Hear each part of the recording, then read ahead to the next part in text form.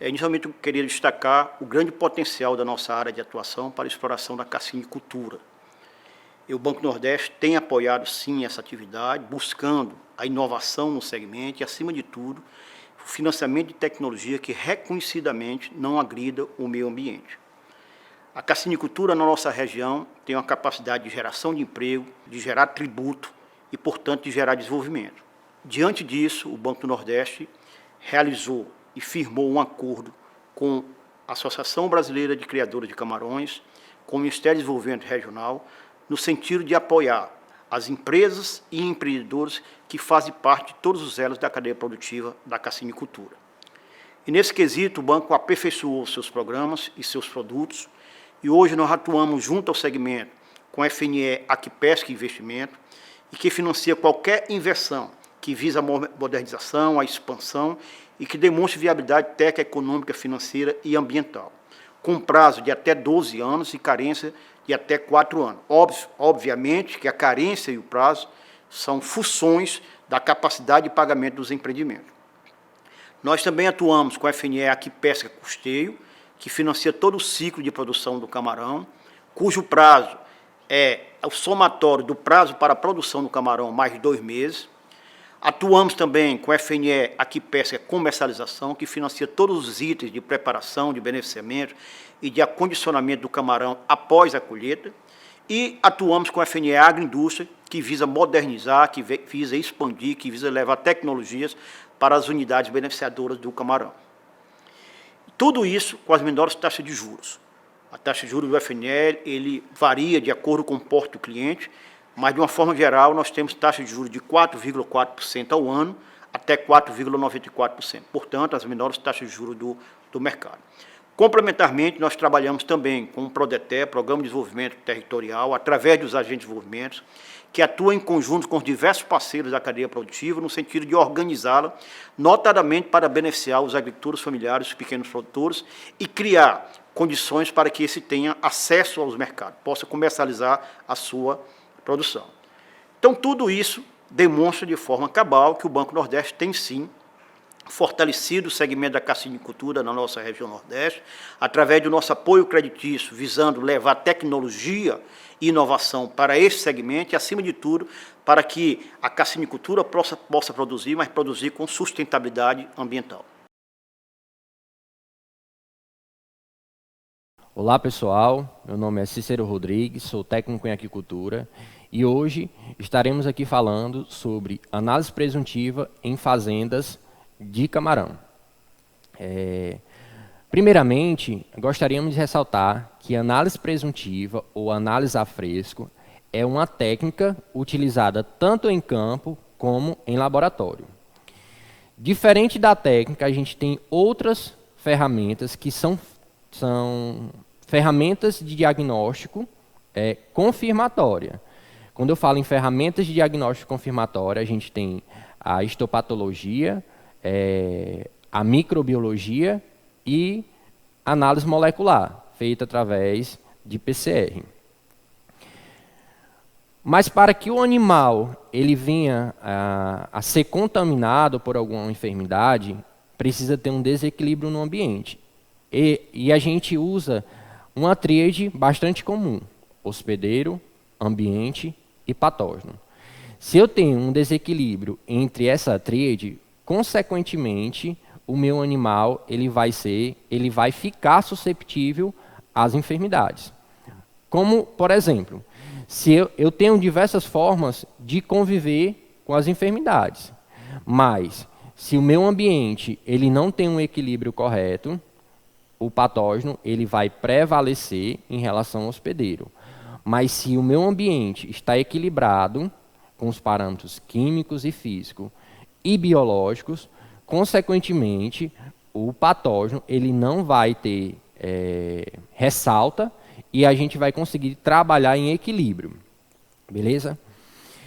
Algumas enfermidades, elas podem ser de origens diferentes. Nem toda enfermidade é de cunho infeccioso. Por exemplo, nós temos enfermidades infecciosas que são causadas por vírus, fungos, bactérias e protozoários. Essas são as doenças de cunho infeccioso. Por outro lado, temos também as doenças de cunho não infeccioso, que são aquelas ocasionadas por uma má nutrição, por uma genética defasada, que foi oriunda lá da minha pele, geração de toxinas provenientes, muitas vezes, de algas, cianobactérias, qualidade de água, um desequilíbrio na físico-química do ambiente e neoplasia, que é má formação, que vem mesmo lá dos reprodutores. Hoje, nós temos doenças que são notificadas pela OIE, que são de declaração obrigatória para diversos organismos. Não seria diferente para os organismos aquáticos, onde eu ressalto aqui os crustáceos, no caso o camarão é um crustáceo, e nós temos algumas enfermidades que ocasionam grande impacto na carcinicultura, não só na carcinicultura brasileira, como em um todo. Em ressalva, podemos falar doenças virais, como o WSSV, que é a mancha branca, o IMNV, que é a mielonecrose infecciosa, ou conhecida como NIM, o IHHNV, que é a síndrome do nanismo, e doenças fúngicas, que são mais comuns na larvicultura, no estágio de maturação e larvicultura, e virais, como foi ressaltado, além das bacterianas, que são comuns e já estão presentes no ambiente de cultivo, principalmente os víbrios. Quando a gente fala em doenças virais, a de maior impacto, digamos assim, na carcinicultura é a mancha branca, onde podemos ter diversas formas de diagnóstico, sendo mais utilizado para detecção, principalmente nas pós-larva, PCR. Ela vai infectar todos os tipos de camarões penaeus e sua forma de transmissão é horizontal e vertical. Tanto pode vir da matriz, no caso dos reprodutores, como o animal pode se contaminar no próprio ambiente de cultivo. E dentre essas características, a gente considera alguns fatores que são propícios para o surgimento dessa enfermidade, como elevada concentração de matéria orgânica no ambiente de cultivo, que ocasiona uma grande carga de víbrio, e víbrio é comum no ambiente de cultivo, mas em desequilíbrio abre portas para outras enfermidades, principalmente essas virais, mudanças abruptas em pH e salinidade, elevada intensidade de infecção e prevalência de protozoários, tanto ecto como endoparasita, elevada variação de temperatura na água, uma mudança muito abrupta, ambiente constante em estado de hipoxia, ou seja, níveis de oxigênio baixíssimo, concentração de gases dissolvidos, principalmente os gases sulfatados, como os nitrogenados. Quando eu falo sulfatados, eu falo gases sulfídricos e nitrogenados, principalmente amônia e nitrito. Mais amônia. Grande presença de cianobactérias, que são algas, ou cianobactérias que geram toxinas. As observações que a gente consegue ver em campo nitidamente, quando o animal está com essa enfermidade, são o quê? Camarões letárgicos, redução no consumo de ração, isso é uma característica marcante, coloração avermelhada, como uma telha colonial, o camarão fica com a coloração mais vermelha, camarões mortos no viveiro ou moribundos, ficam nadando na flor da água, manchas na região da carapaça, com diâmetro aproximadamente entre 2 milímetros. Essa observação é feita ao microscópio, e presença de aves circulando todo o viveiro. E a literatura ela classifica essa doença em 3 episódios, como vocês podem ver descrito. Essas imagens elas mostram um camarão quando ele está com mancha branca confirmada, né, onde a gente tem uma pigmentação bem marcante, o animal ele fica com os cromatóforos muito expandidos, ou seja, teve um estresse muito grande no ambiente e o animal estava susceptível, a doença veio, o atacou, e sem falar na questão marcante da doença, que é esses depósitos de cálcio que ficam na região da carapaça. Essas imagens elas são nítidas, onde mostram o camarão ali nadando na flor da água, né, que a gente chama o camarão moribundo, camarão com aspecto avermelhado e os depósitos de cálcio presentes na carapaça. Essa outra imagem mostra camarões, teoricamente, com a pigmentação de animais sadios, uma pigmentação translúcida, e outro camarão com a pigmentação mais avermelhada, característico de mancha branca. Outra doença viral de impacto é o IHHNV. Essa doença ela não causa muita mortalidade. Ela tanto é transmitida de forma horizontal como vertical, né? Mas, apesar de não ter um grande impacto em quesito mortalidade, os danos que ela causa financeiramente são gravíssimos. Por conta que a gente pega animais com tamanhos muito variados, o consumo de ração é muito elevado, então esse animal ele consome muita ração e não converte em biomassa dentro da unidade de cultivo. E características marcantes, além dessa variação grande de tamanho e consumo exacerbado de ração e não conversão em biomassa, são animais com rostos, antenas, rostos tortos, antenas enrugadas, carapaça rugosa e anomalias no corpo, como a região do trato digestivo ondulada, ou então a musculatura do animal torta, como vocês podem ver nessa imagem. A gente tem animal que parece que tem uma neoplasia, mas é animal positivo para IHHNV. Essa outra imagem é bastante característica, principalmente essas ondulações na região intestinal do camarão. E o final, que a gente não quer, é isso daí, uma grande variação de tamanho. Outra doença viral de grande impacto na carcinicultura é o IMNV, ou conhecida como mielonecrose muscular, a famosa NIM, que é uma doença que ela é tanto de forma a sua transmissão horizontal como vertical. Dos fatores que a gente considera gatilhos para o surgimento dessa enfermidade, nós temos uma elevada concentração de matéria orgânica no sistema, mudanças abruptas em salinidade e pH, elevada intensidade de infecção de protozoários dentro do sistema, né? Variação de temperatura e oxigênio dissolvido abaixo de 50% de saturação. Vocês podem ver que muitas dessas enfermidades, os gatilhos são comuns.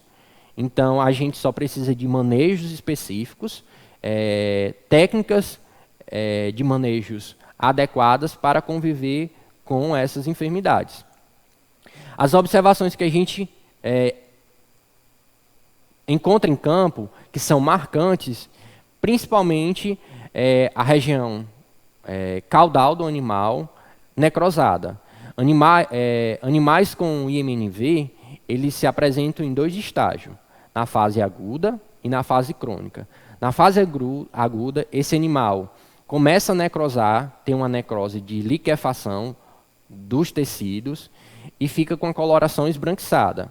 Após um determinado período, essas necroses elas vão aumentando, elas vão ficando mais severas e ele entra no estágio crônico e fica com a coloração alaranjada. Isso é marcante de IMNV. Como vocês podem ver nas imagens, a gente tem camarões com a região do 6º, 5º segmento abdominal esbranquiçada e totalmente necrosada, alaranjada.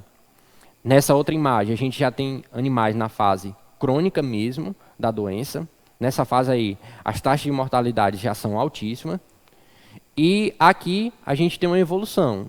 O animal ele começa nesse estágio, apresentando essas características, esbranquiçada no leque caudal, e depois evolui para uma fase crônica. Saindo dessas doenças virais, a gente entra nas doenças ocasionadas por bactérias e a gente inicia com o NHP, conhecida, né, que é muito comum em salinidades mais elevadas. Sua principal forma de transmissão é através do canibalismo, dentro do ambiente de cultivo, por isso que ela é considerada uma doença que tem uma transmissão horizontal, né? Ela não tem uma transmissão vertical. E os fatores que são propícios ao surgimento dessa enfermidade é o quê? Uma salinidade acima de 20, salinidades baixas, a gente não tem relatos de NHP. Os animais eles ficam bem letárgicos. A coloração desses camarões é uma coloração mais pálida e o sistema branquial dele fica bastante característico. Fica com aquela coloração de amarelo-café. Outra característica marcante de NHP é o hepatopâncreas atrofiado e com a coloração pálida. Isso é marcante de NHP. Você pegou o animal, ele está com o hepatopâncreas atrofiado e pálido, e a salinidade é um pouco mais elevada, isso já é marcante. Cutícula flácida, onde a gente chama o camarão está de calça frouxa. É uma característica marcante também de NHP. E redução do consumo alimentar, assim como as outras enfermidades. Nessas imagens a gente pode ver, na imagem ao lado esquerdo, o animal com a redução drástica do hepatopâncreas, e no lado direito, o animal com as brânquias, com a coloração café.